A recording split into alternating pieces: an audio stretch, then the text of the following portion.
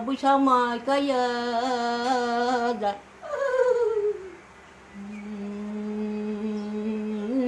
và đang sao khăm cho lý giờ đó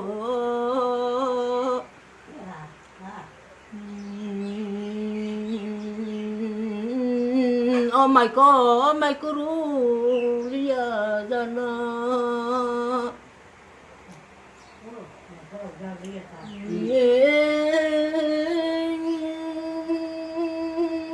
chơi cho hôm đi buổi sáng mà cái đi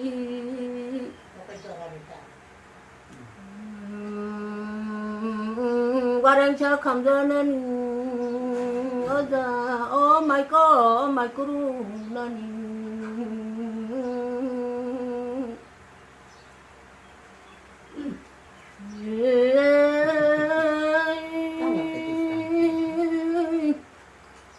càng bo cái ấy bo bữa sau này đi ở ra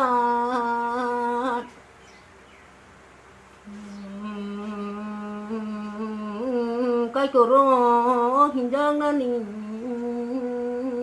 dạ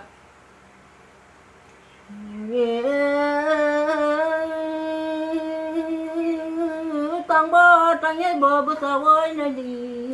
ở ra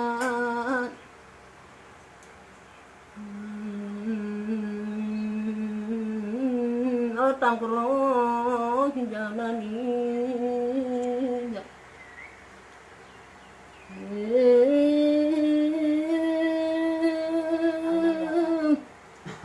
bo saya bo sati rồi này đi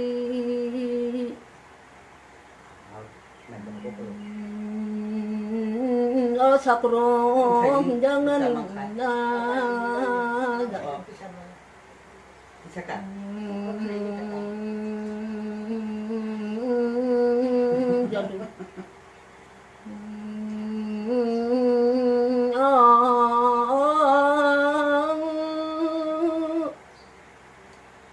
kali ja betarong no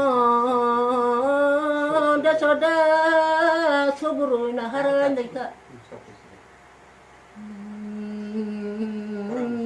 de so tôi manya da ha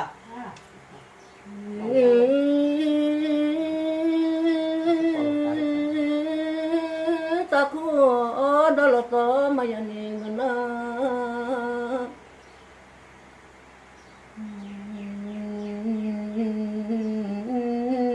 bobo thang giờ logge